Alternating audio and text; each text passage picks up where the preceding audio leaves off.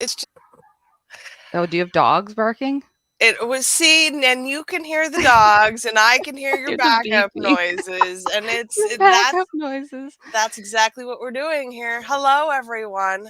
I am Briar Harvey. This is the Neurodiversity Media Network, and for my birthday, the fabulous Grace Edison gave me a podcast.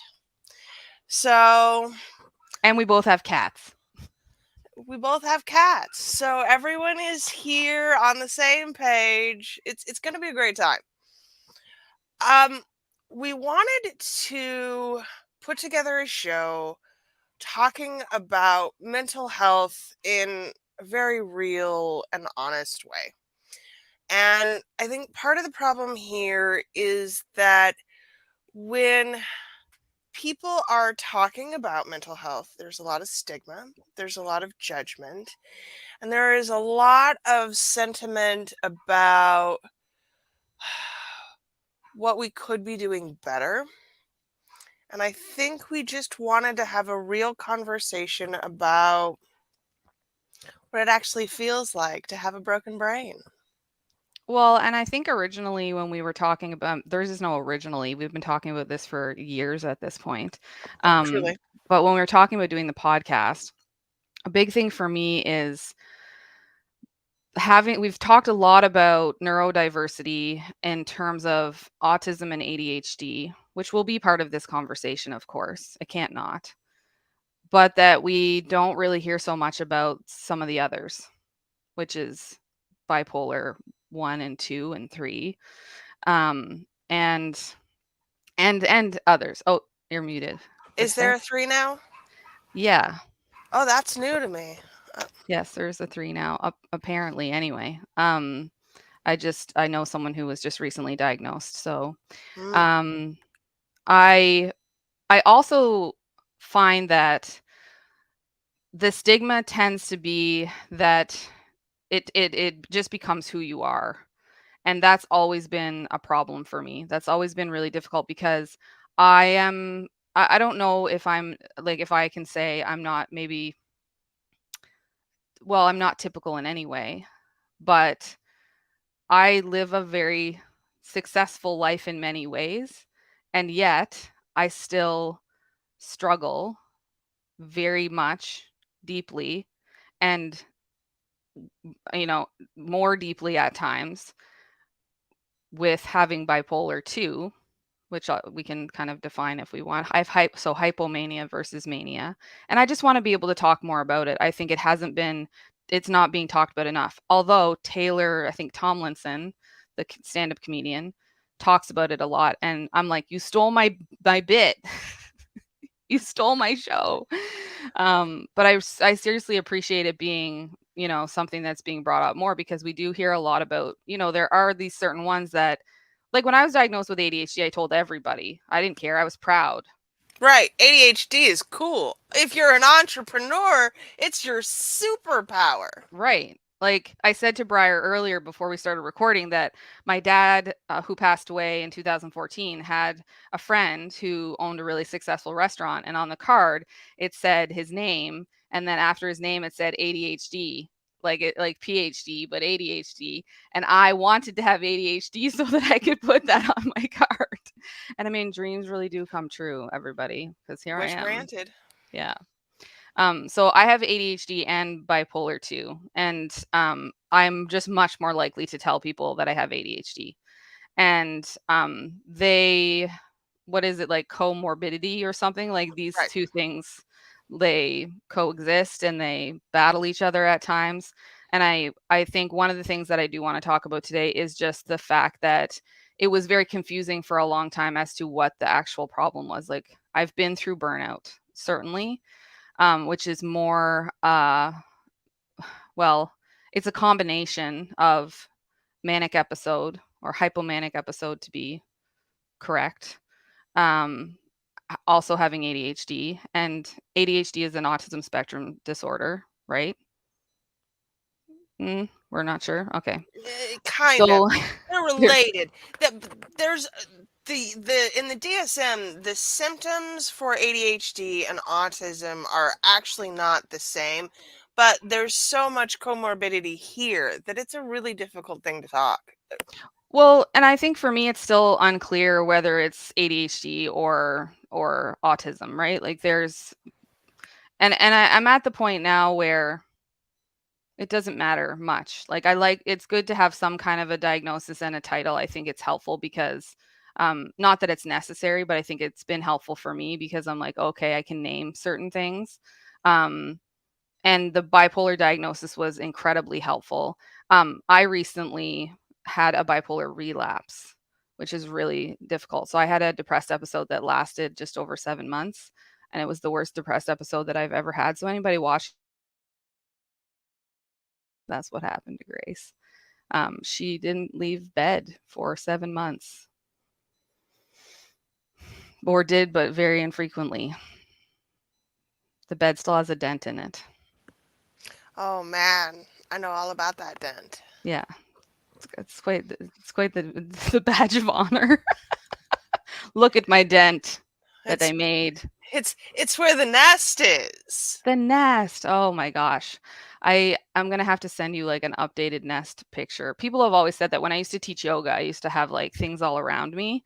And they were like, why do you have so much? You have so, like some other teacher once said, like, you have too much stuff up. And I'm like, stuff? This is a nest. I have to have like the blanket and the pillow and the speaker and my phone and my notebook and the candle and the whatever. Like I'm making a safe haven for myself. Then I'm going to get in it. What do you mean stuff? Yeah. This is 100% a thing. So let's start there. How old were you when you were diagnosed bipolar? Well, so when I was first diagnosed with what like general like clinical depression, I was 13 or 14.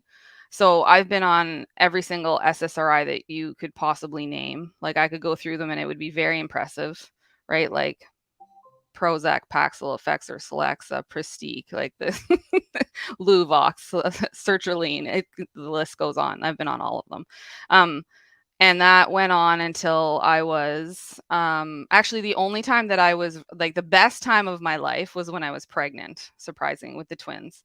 And so that went on from the time I was about 13, 14 until I was 30. I'm 40, so we'll say it was like 3, 4 years ago. So I was 37, 36, 37 by the time I got to the psychiatrist. In Canada, it takes an average of 9 years to get properly diagnosed. Just so everybody knows. And that's if you're actively pursuing it. So I was saying to someone the other day, like, you have to, maybe it was you have to, like, when people say you have to advocate, like, no, you have to claw your way, Mm-hmm.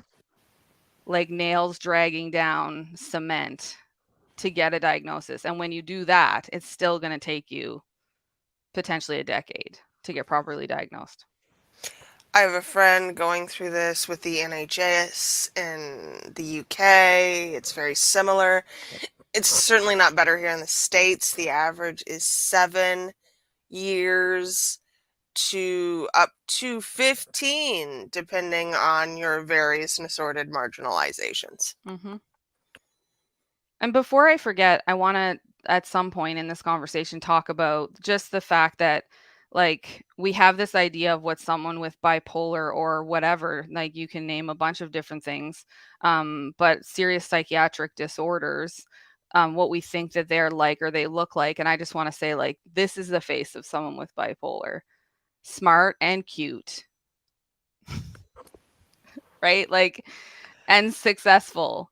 And it wasn't until I didn't really realize, and one of the reasons I wanted to talk about this too was I didn't really realize how incredible we are until I talked to my doctor. She was leaving, so I no longer have a doctor, which is awful. But she was leaving, and her and I've had our battles over the years. And she just said to me, like, I always cry when I tell people this. She said, and I don't have tissue in my office. Fuck. She said, she said, I just have so much like admiration and respect for you because bipolar is one of the hardest psychiatric disorders to have. And it was because I had said to her, like, I'm feeling better now, and that's great, but it's also not great because it means that I have to make up for the last 7 months. And I was already trying to repair from the manic episode, right? So it's like you're either fixing the shitstorm that you created when you were manic, but felt so good, or you're trying to get like, yeah, not what's the word, like recoup. You're trying to make up for the lost time from when you were making a dent in your bed, right? So it's like it's a very challenging thing to deal with and to live with. And I feel good now. So I got to be constantly on guard for the mania to come back because God knows that's going to happen. Yeah. Yeah. So the diagnosis, I went on, I was on lithium, and I was having at the time, it was pretty good. I had probably the best 2 years, aside from the year I was pregnant, which was still awful in its own way with the twins, but like I wasn't having episodes. Um, but then I got diagnosed with ADHD, and that threw a wrench into everything because we thought maybe that's what was going on, was like burnout cycles from ADHD. So I went on ADHD meds, stimulants, and then it was like I was having some side effects. Like with a lot of the medication that you take for bipolar, you get moon face, right? Like this sort of puffy face. And I have a round, chubby face anyway. So it was like but it was hurting. Like it was starting to like hurt my around my eyes. So I was taking, I said, can I come off of that? So yes. Okay. So I came off of that, but it was my family doctor who had taken me off, and the psychiatrist actually later this year told me, after I was referred back to her, that when you're stabilized, it's really dangerous. Like when you get to a point where you're stabilized, which I was, it's really dangerous to come off medication. And it might be okay for a year or so, which was literally the exact amount of time that it was seemingly okay. And then I had a manic episode, and then I had like a fairly severe manic episode, and then I had a very severe depressed episode, and I couldn't get out of it. So I'm now on new medication, and thank the Lord. Like I am really grateful. And that's the other thing I want to say, is that I went through that whole like, oh, I don't want to be on meds for such a long time. And I just want to say they can be life changing, and I am no longer judging myself for that. And I hope anybody listening to this, that, and trying, I had to try a lot. I had to try a lot of different, and that's really hard. So anybody going through that, I feel for you. And the med juggle and trying to figure out what's working there can be really difficult because you have to be very aware of what your symptoms are all of the time. You have to try and track that stuff. If you are not keeping good records, then one of the things, and we probably have a whole episode about this, but one of the things that happens when you are bipolar is that in general, medical people stop trusting your evaluation of what's actually happening to you And everybody in your life. and everybody in your life. Oh, you must be manic right now, or you're Yeah, just depressed. Like, no, actually, I this have is real my lived feelings. experience right now. Believe me, please. Oh yeah, that's huge. That's huge. And I mean, and like, and for me, like, even not trusting myself, right? Because and the hardest thing is like when you're manic, it feels so friggin' good that you like, I don't want it to be that that's what it is. So there's a massive amount of denial, even though the signs and the symptoms are all there, right? You said something else, and I had a thought. You said, like, stop trusting, and I can't remember. I tried really hard to keep a list of like what are the telltale signs. And I do have a couple people in my life who,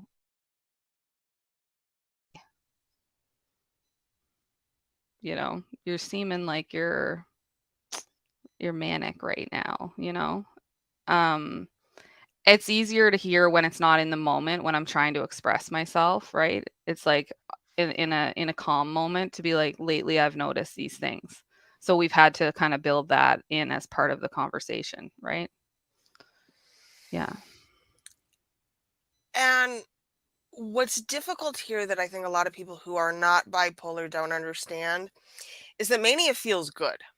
There is no point of a manic experience that is not 100% enjoyable to me. Mhm. Mhm. All of it. Even being mean Hmm.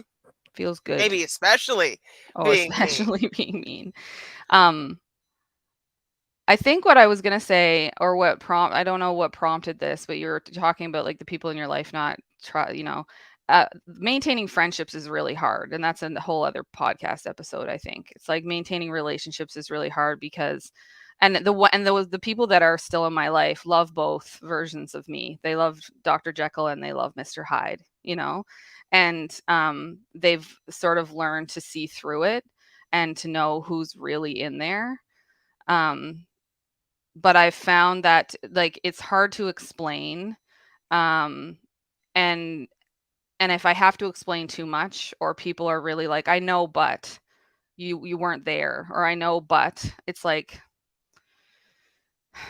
yeah, I can't do any more than tell you what my lived experience is. Like, the last depressed episode, I was unable to function.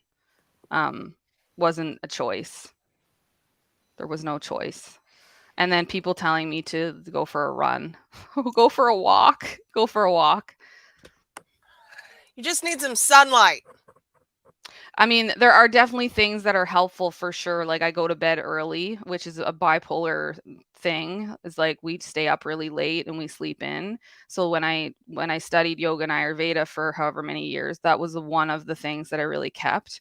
And I feel so much better when I go to bed early and I get up at the crack of dawn. Like, I've been getting up at 5:30 and I was not a morning person. Like, let me tell you, this is hard. This is not like, oh, yay. No, this is hard every single day, but I do it because it makes a difference. And yeah, walking is great.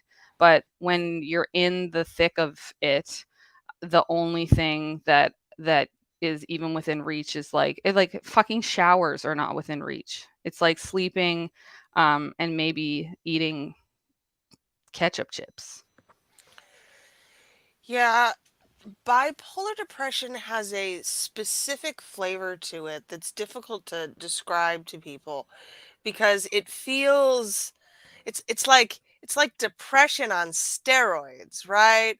It's I'm not just depressed. I'm depressed and actively contemplating killing myself most of the time. Mhm. Mhm. Straight up. Yeah. But that's the other thing is you can't really tell anybody because, like, I have one friend that I can tell these things to. I mean, outside of you. So there's like probably two and a half people that I can say, hey, these are my thoughts today. This is where I'm at. This is how I'm feeling. And not be concerned that I'm going to end up at the hospital, right? Because, like, what's that going to even do, first of all? Um, I feel pretty safe most of the time that, like, I can anchor myself in like my family and my children and all of that stuff, but it gets pretty dark. Um, And what's the suicide rate for bipolar? It's really high. It's really It's really high, high. y'all. Yeah, it's really high. Like, pretty much anytime I hear of someone that I knew or respected as that, like a celebrity or whatever, there was a yoga teacher who I absolutely adored in the Lower Mainland here in BC, and he had bipolar and overdosed because he was just looking to relieve, right? Just looking to relieve the pain, and actually went to his doctor to get some opioids, I believe, and the doctor refused. So, I mean, it is really hard, but I think, aside from all of those things, like, I definitely want to bring awareness to all of that, but it's also, I wanted to talk about it to basically say, like, and we still exist, and we rise. And every morning we get up and we do the things. And that was really what my doctor was saying, like, holy shit, look at your life. Like, with the suicide rate being so high, and or the addiction rate, because that's another piece, is like, addicted to drugs, alcohol, spending money, gambling, whatever it is also You really forgot high. sex. Sex, yeah, yeah. And I think of all the people who are undiagnosed, right? Who don't even who and that's really where it's difficult because there's just no, like, I think back and, like, I could not see the cycles. Like, you can't see the forest for the trees. I thought when I was manic, I was my actual self, and then I was having depressed episodes. Right, because it feels so authentic and real and wonderful. And I really can't emphasize that that's really difficult to explain to people because when I am manic, I never want to be anything else. Oh, yeah, no. I just grip onto that, like, I'm just, like, holding on to it so tight, like, don't go anywhere. Cause like, the things that can be done and the amount of time that they can be done in and how like, my brain just, like, you remember that movie, Limitless with, Bradley Cooper, I think? That's what it feels like. Like, you're on that limitless pill. I'm not even kidding. Like, and I know that, like, it's hard to understand, and it's like, "Oh, you're just perceiving things that way," but, like, no, I'm able to do shit that I've never been able to do in my life and recall things and, the way that I can communicate and speak and all of that. But it's extremely fast. It's extremely sharp. Like, I get very, um aggressive, I think, and abrasive is a very, like, it's rough, it's sharp, if you had to describe it in kind of like qualities. Yeah, Hmm. yeah. And it's why the crash on the other end is so So, significant. yeah. And so awful. Like, it's and so awful. And so, but I mean, it is really incredible to be able to still, like, this is the thing. It's like, I don't even know how to describe this. Like, I want to say what this is like, and at the same time I don't want pity and I don't want to be discounted. I want to be able to talk about it. I want to be able to say, like, yeah, I have bipolar. So there will be times where this will happen or that will happen, and I want to be able to disclose those things. Like, I've talked about it on Facebook, and most people, actually, I got a funny story to tell you.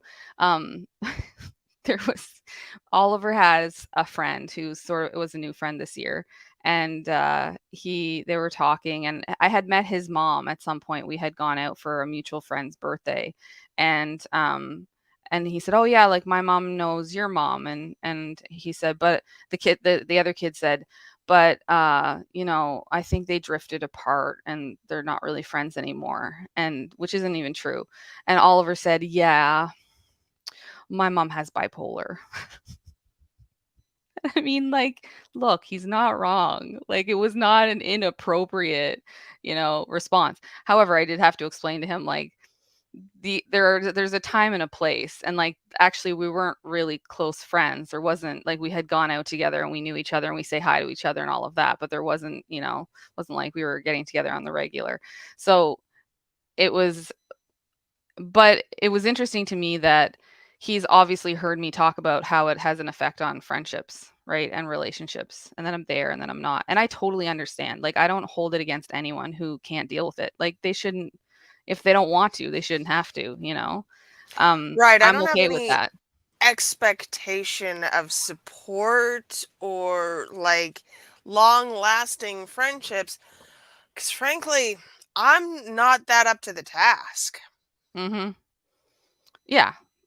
And I'm not asking people to, like, to deal with it, or saying, like, well, this is just the way that I am. Like, I'm basically saying, like, this is the way that I am, and I don't expect you to have to deal with it. I mean, but if you want to, great. And if I want to, put up with your shit, then great, because we all have shit. Um, just because you're not bipolar doesn't mean you don't have shit. Oh no. Everybody, No, everybody has you got shit. shit. But the flavor of this shit pile is real distinct. It's real distinct. Yeah. Um,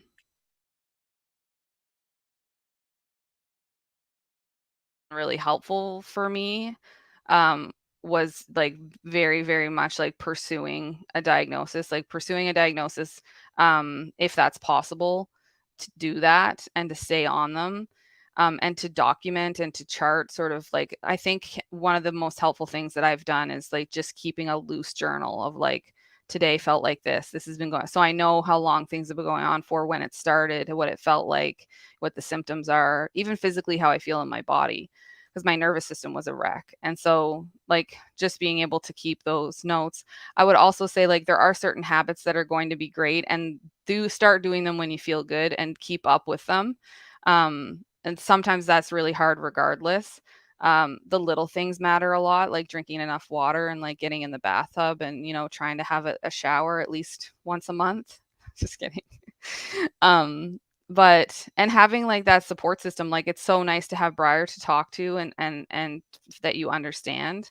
And even my friends that don't have it, but that really try to just hold space and understand. And I will say, like, for me anyway, I can't really, um the supplements weren't cutting it, and I can't smoke weed.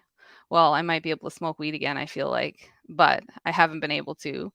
Like THC, both THC and CBD were just like a no-go for me. And obviously alcohol is not an answer, or I found that it wasn't an answer for me. So medication has been like a godsend. And so those things are all super helpful. And I think also just knowing a lot about it, like Reddit, so helpful. I'm grateful for Reddit, because it was like, even when it came to medication and just being able to have conversations with people who understood and could name things. Hmm. Yeah. It's a big deal. And again, because I say people, but mostly I mean medical people, are so dismissive of our lived experience that when talking about it, it's really nice to get validation from other people who have been there and gone through that, as a, no, you're not crazy.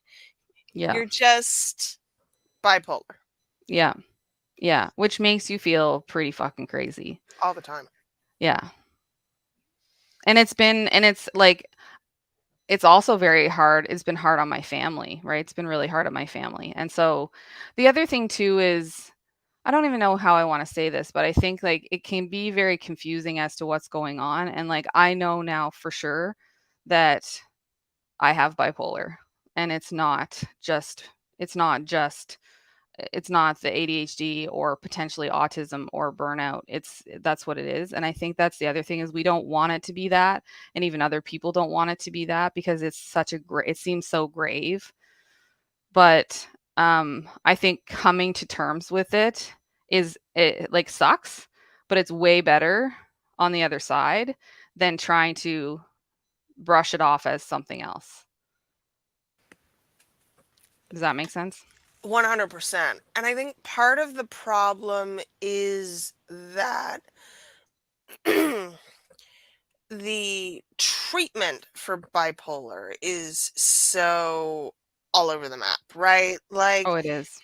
lithium is the standard, but if lithium doesn't work for you, or if lithium causes liver damage, which it Yeah. does for most of us at some point in time, I can't ever take lithium again. I Right. took it for enough to get the liver damage, and now that one's gone. Yeah. So, what's left to us med wise is a mixed bag of anticonvulsants Yeah. and really serious drugs with really serious side effects. Yep. Yep. For sure. And I'm on like a cocktail that is working really well so far, and I did have to get through some side effects, and that was for sure difficult and frustrating.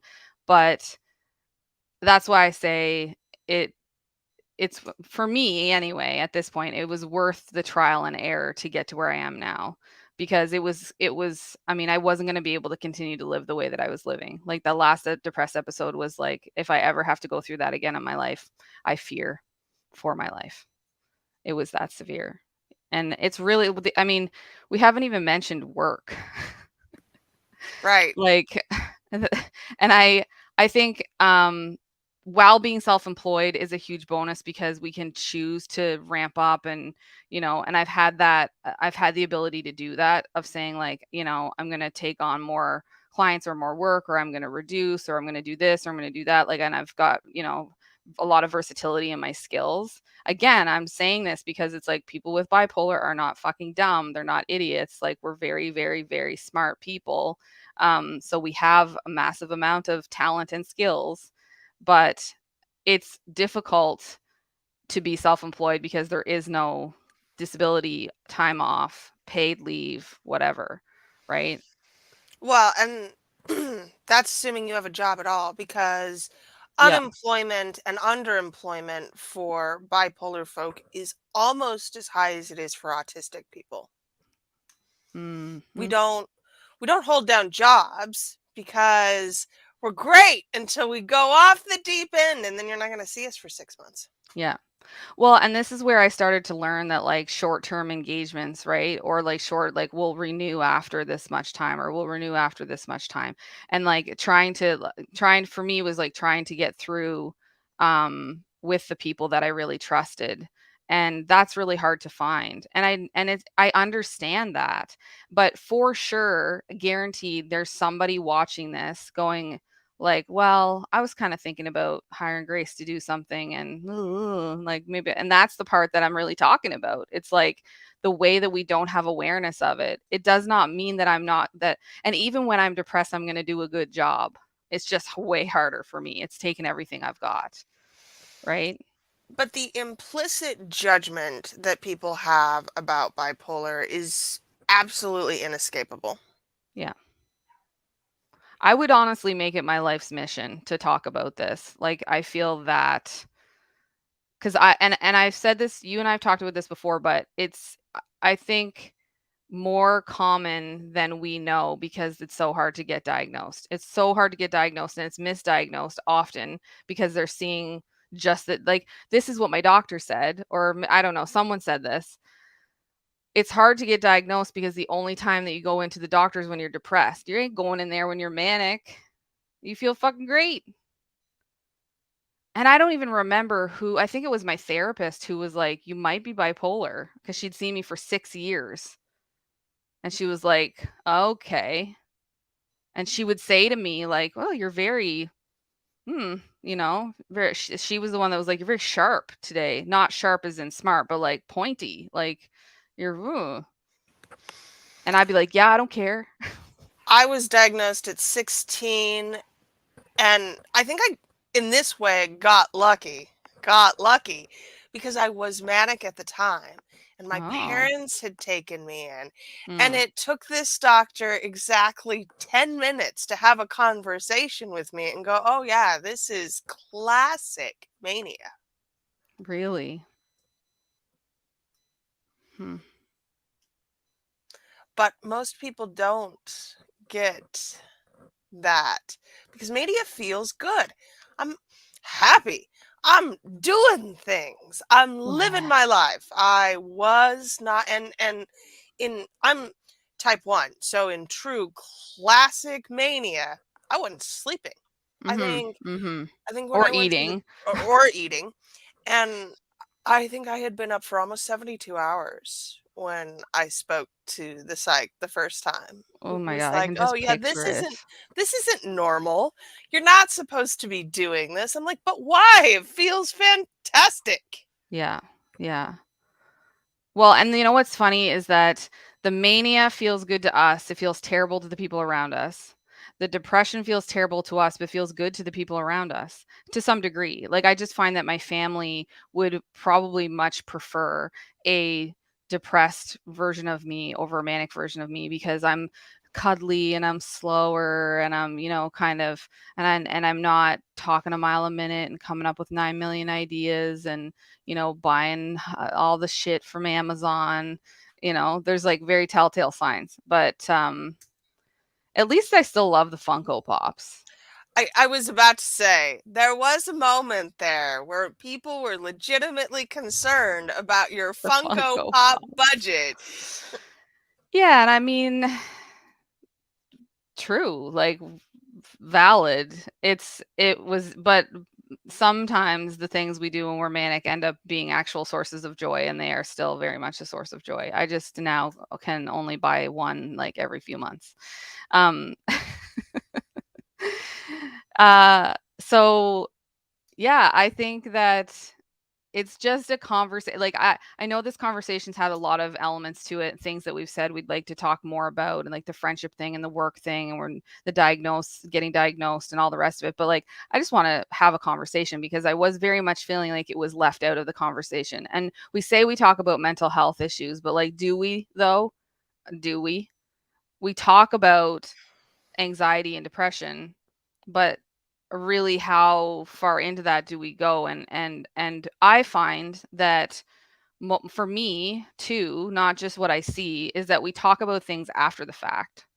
So like it's Mhm. not really that I'm not I mean I did try because I had a commitment to saying like I'm struggling. I'm in a very bad depressed episode. But the problem is like again, I just don't want the pity. I would just want the awareness, and I just want people to know, and I just want to be seen and heard, and attempted to maybe even to be understood. And I also want other people to feel seen and heard through me. Because there are good mental illnesses and there are bad ones, Well, and yeah. bipolar is definitely a bad one. Yeah. It's a bad one. And it's Mhm. like you are a ticking time bomb of sorts. Like, watch out. Don't get too close, you know? But I really do appreciate, like I said, like people like Taylor Tomlinson who are talking about it, and it's in a funny way, and that counts.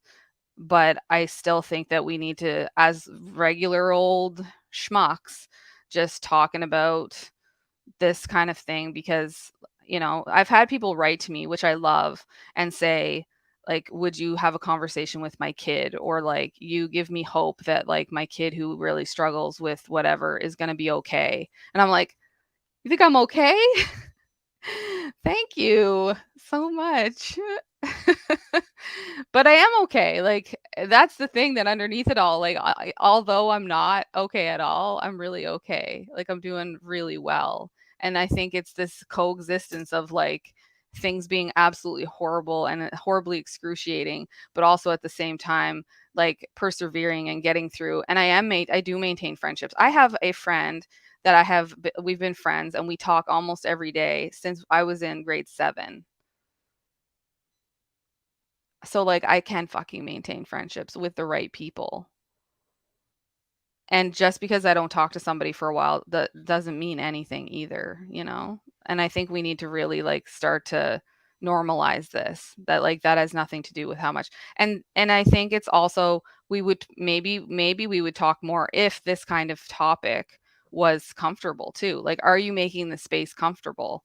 I'm sure as shit making the space comfortable. People can tell me anything. I'm not going to be shocked. Deliberately cultivating that space is very, very difficult. And it is very hard for people to sit with the discomfort of these types of conversations. Yep. And yes, and you miss, like, in being fearful of having these conversations, you miss a whole lot of awesomeness, because to be perfectly honest, the people I know with bipolar, or potentially with bipolar, are incredible fucking people.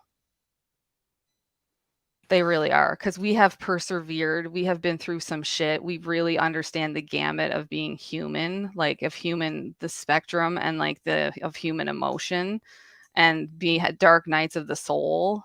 Like, I remember the first time I saw the emotion wheel, and I was like, can I be feeling all of these things at at once? once. Yeah. Because Yeah. that's the experience for us sometimes. Yeah. Yeah. I want like go back to the beginning of the conversation. Like I want to be able to be like, "Hi, I'm Grace. I have bipolar." I do want to disclose it. I do want to be able to say, because I want people to have an example of someone they know that's like actually, you know, do not actually, but that's doing well and that's open about it. Like I don't want it to be um yeah, I don't want it to be so stigmatized. It's so fucking stigmatized. And like I said, I'm so much more likely to be like I have ADHD. I would be more likely to say like I'm on the autism spectrum, which isn't that wild. No, there are certainly, and having all three, let Yeah. me tell you, the degrees at which we get faces down the ladder is, I mean, it's almost universal. ADHD, that's fine. Autism, yeah, that's a little squicky. Bipolar, ooh, Yeah. Yeah. But there's again, something like I think wrong. it's that we have, and I don't know cuz I'm only 40, so I don't know what it was like to, you know, have a lobotomy or whatever, but like back in the day, these things were like death sentences pretty much, right? Like the plague. And so, yeah, like you're not going to catch it from knowing me or talking to me about it. I'm not going to make you depressed because I'm depressed, like, or manic or whatever it is. But I have Again, you, friends that still have gone through electroshock therapy. what? Like, oh yeah, Oh my God. this is still considered a valid treatment. We're frying people's brains in the name of s- something. I don't know what. Mm, mm, yeah. And I don't know what I want to say exactly. I guess I've said this already, but like I go back to I really, really, really was against medication for the longest time and just rebuked all Western medicine for a long time too. Um, and I'm at a point now where I'm like, I will be on medication for the rest of my life, so long as it helps. So long as it's helping, I'm on it because you've seen it, I think. You've witnessed all the stages of this, I think, at this point. Well, I mean, we have been friends at this point in time almost 4 years now. I think we've started working together shortly after your diagnosis. Mhm. And so it's been a journey for you. It's for me, it's one I've been on a whole lot longer and I've gone through all of the meds and most of them don't work.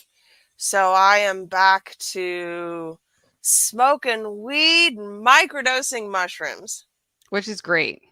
Mhm. Didn't work for me, but, like, I know how many people it has worked for. That and, ketamine therapy. Mhm. Ketamine is also particularly effective for bipolar. Yeah, And we're starting to have conversations about how this works, but it's still pretty French. yeah. I just think, again, like, I hope that this, spurs new, like, just more conversation or people saying, like, like, even if you just tell me, you know? Like, getting comfortable telling one person, because like, we can have a club, it can be cool, we can get jackets, whatever, like Grace has been talking about a club with jackets for years now, so give her a reason. yeah. Give me need to barely like 3 of us and I'll get jackets, you know? Like, we can have a club with 3, that counts. Um, yeah, but I think that there are more. It's not just bipolar. There's all kinds. There's schizophrenia. There's BPD. There's right, like the list goes on. That we've really like. Oh, did you know so and so is? Yeah, but like the medication that I'm on is also for schizophrenia. So like, it ain't that far apart. I read a study fairly recently that indicated too that borderline personality diagnoses have been going down since autism diagnoses have gone up, especially in women. So clearly there is some overlap there too between what the symptoms actually are and how they manifest in Hmm. people. Hmm. And this isn't easy.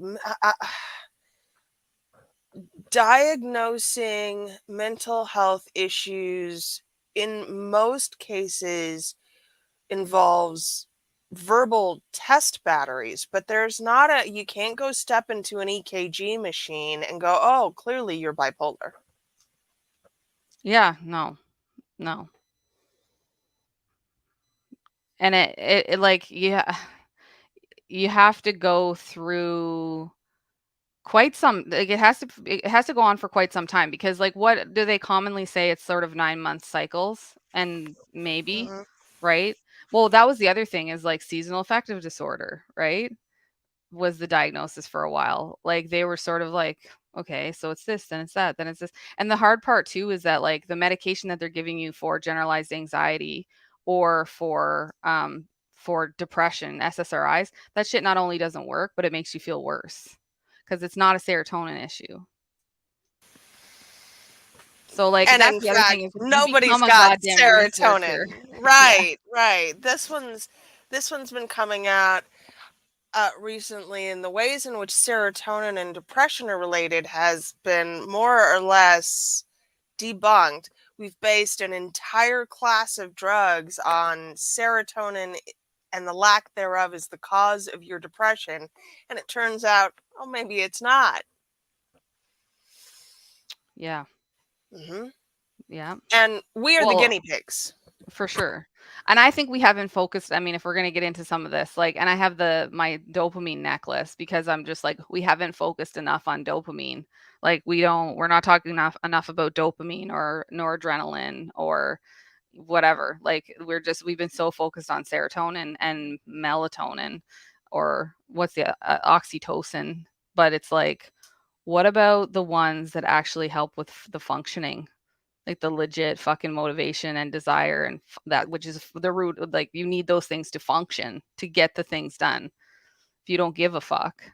And pain. Mm. Hmm. People who are in pain, it's like, where do you have some dopamine? Would you like some?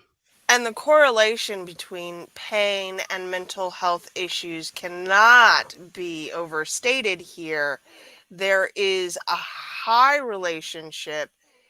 I think I read a study, this has been a few years ago now, and it was not a large sample size, but the houseless people in Los Angeles, they did a mental health battery at one point in time, and 90 some odd percent of them had mental health issues.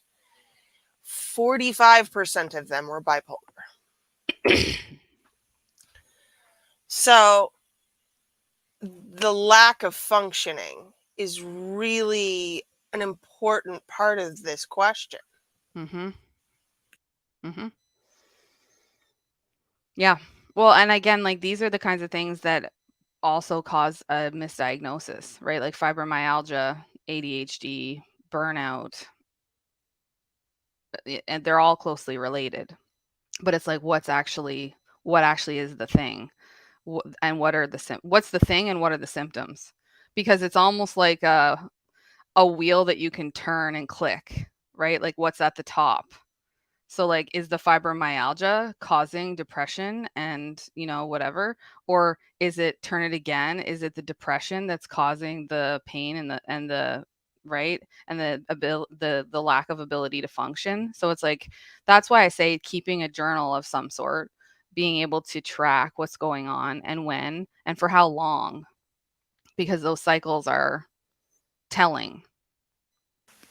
And having somebody else, like, I mean, somebody that you trust. I would say that obviously someone who lives with you is a great choice, but, like, you have to have a pretty, like, good heart to heart and trust that person enough to not use it against you, because that was really hard for a long time, and I had to make that really clear. Like, this doesn't get used against me. It's, you're either helping or you're sympathizing, but it's not a write off for how I'm feeling, like when I'm expressing an emotion or I'm upset about something. And you can't defer blame because I've said something to you about your behavior that must automatically mean, oh, well, you're overreacting. Mhm. And these are real conversations that we Mhm. have to have. Mhm. Yep. Yep. And if you do think that somebody might be bipolar, do not say it in a moment where they're expressing an emotion or they're upset. 'Cause I heard somebody say that to me the other day, that they were, like, getting really frustrated because every time they were upset with something, their family was like, "Oh, this has gotta be because you're," and they haven't been diagnosed or anything, they're just making an assumption and writing off the emotions. So, like, that's a really tricky thing too. Like, that's shady.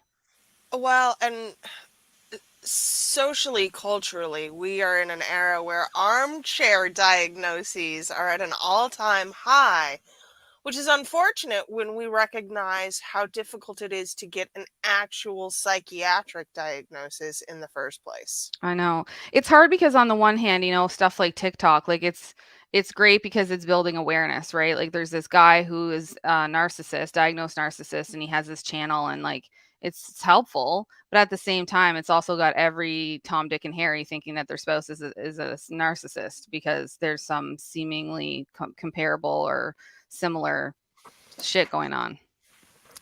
If I had a dollar for every time I'd seen narcissism diagnosed on the internet, we would not be here. No. Yeah.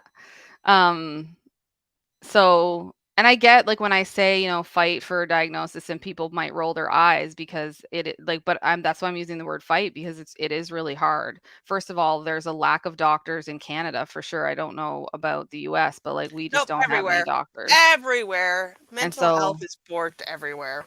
yeah, and trying to get a therapist and or a psychologist, trying to get into the psychiatrist, like, you have to have been through you can't just go in and say, like, "I think I have bipolar." They're gonna be like, "Okay, well, let's try these things."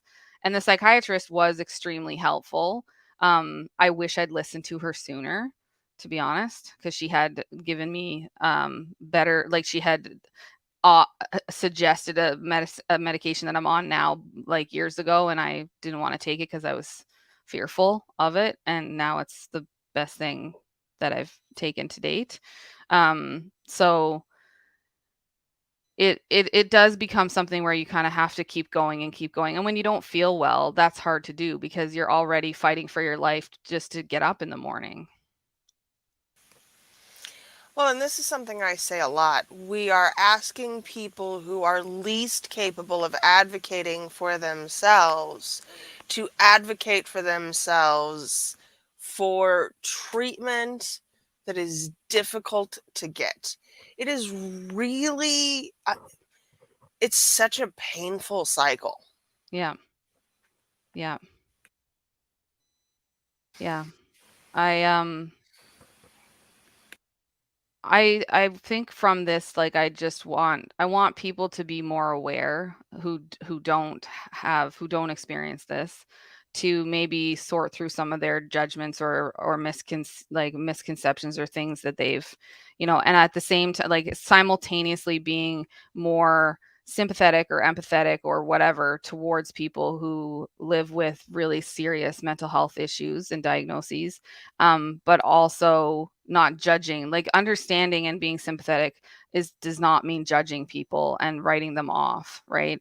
And so we're still like, and I'll go back to what I said at the beginning, like everybody has their shit. Just because you aren't diagnosed with a serious psychiatric disorder doesn't mean that you're perfect or you're a good person all around. You got your shit that people have to deal with too, right? So same shit, different pile. Shit still stinks. So, I've already made a list here of things that we'll be covering in the next few episodes. But, folks, if you have questions, if you have suggestions, please drop those in the chat. We'll add them to the list. What do you want to leave us with today, Grace? Like, I wish I had a better version of Happy Birthday and I would sing it. But but I could sing it, like, really sultry, like, "Happy birthday to you." I can't believe I'm doing this. "Happy birthday to you. Happy birthday, dear Briar." I don't know why I have to wiggle like this. "Happy birthday to And you." I'm just, imagining you standing over a steam vent in a white dress. It's Thank you. incredible. Thank you. Thank you. If anybody just caught the end of this, then you won the lottery today. All right. I love you. Thank you. Thanks for I having this love you. conversation. I know Yes, it's not a perfect conversation, but we're having it. we're having it, and we'll be back with more, y'all. Thanks for being here. This is the Neurodiversity Media Network. If you are not already subscribed, you can do that at neurodiversitymedianetwork.com. It's still July, and we are 20% off right now. There will be one of the things that I want to add for this episode for subscribers. I have a list of really helpful journaling apps that I will throw in that you can use that are emotional trackers that are quick and easy. If writing the thing down for you isn't going to work, here's how you can keep track of your emotional state on a daily basis. So I will be throwing that stuff in, and we will see you all next time. Thank you.